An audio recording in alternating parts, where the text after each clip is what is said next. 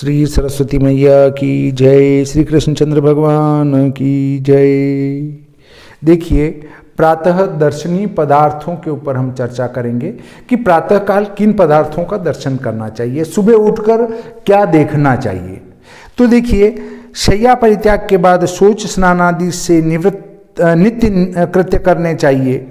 मतलब सबसे पहले शय्या त्याग, उसके बाद शौच, फिर उसके बाद स्नान और उसके बाद के आगे के कार्य करना चाहिए।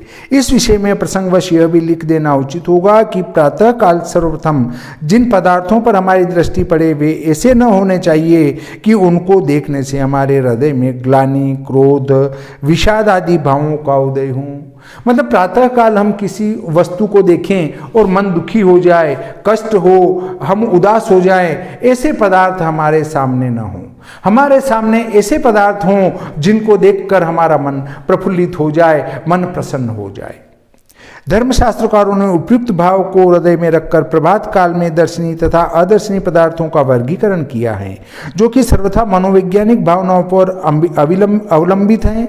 मनोविज्ञान बतलाता है कि मन की निश्चल एवं शांत अवस्था में जो वस्तु उसके संपर्क में आएगी उसका मन पर अधिक से अधिक प्रभावोत्पादक संस्कार पड़ेगा और वह संस्कार चिरस्थायी रहेगा।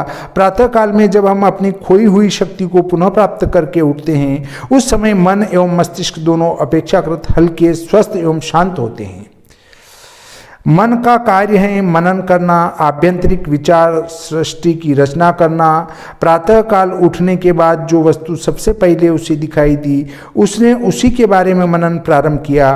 फलतः हमारा आभ्यंतर वातावरण उस मनन से प्रभावित होगा और दिन भर उससे मुक्त न हो सकेंगे। यदि वह वस्तु भली हुई, कल्याणकारक हुई, तो विचारों की उत्तमता अनिवार्य है। यदि वह अच्छी न हुई, हृदय पर उसका अच्छा प्रभाव न पड़ा, तो या तो मन तत्संबंधी विचारों से में संकुचित हो जाएगा या उसकी प्रवृत्ति बुरे ही कार्यों में होगी। इसलिए लोग कहा करते हैं कि आज तो ऐसे का मुंह देखा कि रोटी भी नसीब नहीं हुई।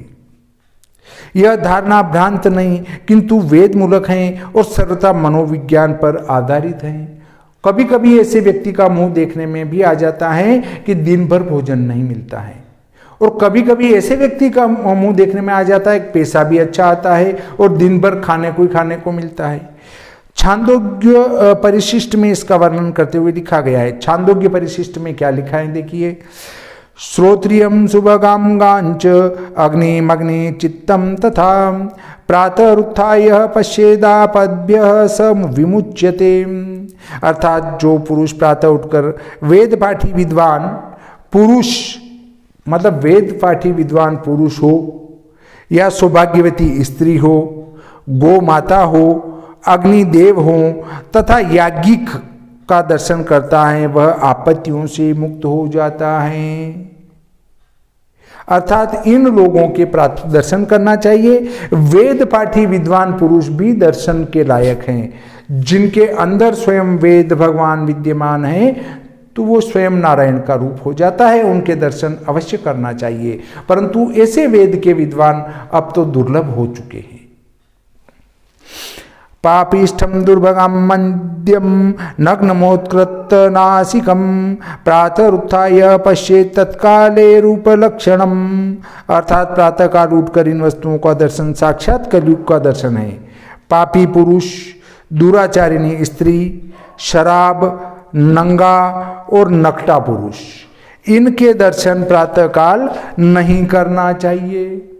देखिए, इन दोनों श्लोकों का सामंजस्य करने पर पाठक स्वयं जान सकेंगे कि यह धारणा विज्ञान सम्मत है या नहीं है। हमें अधिक लिखने की आवश्यकता नहीं है।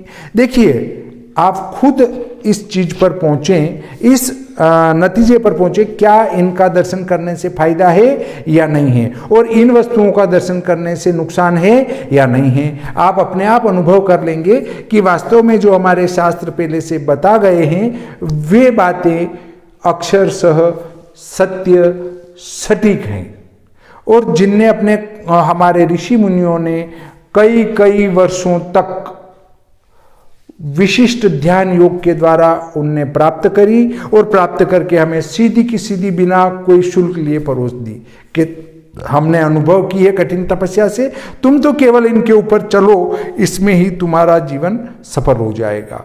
संत महात्मा का जीवन तो परोपकार के लिए ही होता है।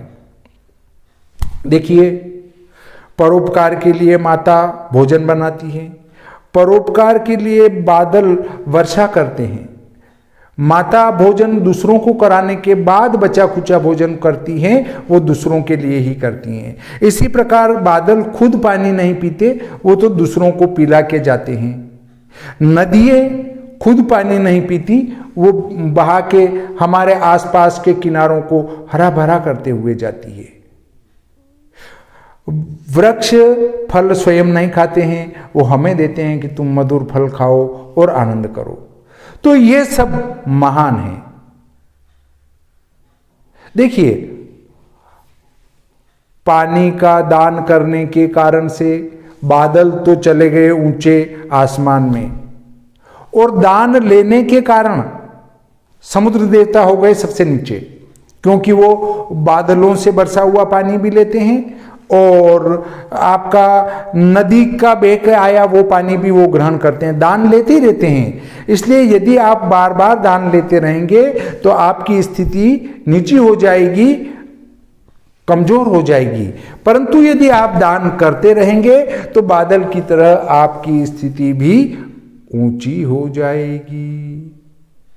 और दान भी सुपात्र को करना चाहिए। यदि आपने दान किया और वो जाकर शराब के ठेके पर चला गया तो वो आपका दान देना ही व्यर्थ है। आप तो कह रहे हैं कि और बेचारे गरीब हैं, इनको दान करना चाहिए, और वही गरीब शराब में पैसा लगा रहा है, तो किस काम का आपका दान दिया गया। तो इस प्रकार आज का प्रकरण यहीं समाप्त करते हैं।